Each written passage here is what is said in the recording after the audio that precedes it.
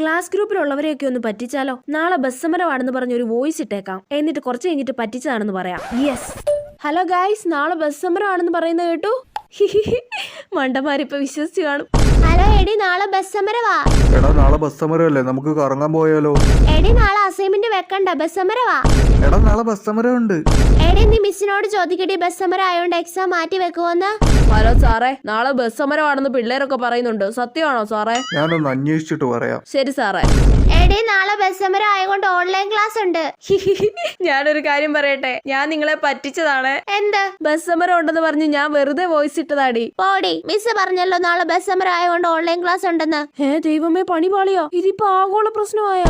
നാളെ ബസ് സമരം ആയതുകൊണ്ട് ഓൺലൈൻ ക്ലാസ് വെച്ചിട്ടുണ്ട് കേട്ടോ. അയ്യോ, വേഗം തന്നെ അയച്ച വോയിസ് ഡിലീറ്റ് ആക്കട്ടെ, ഇല്ലെങ്കിൽ പ്രശ്നമാ. കിട്ടി ഡിലീറ്റ്. ഓ, നാളെ ബസ് സമരമാണല്ലേ.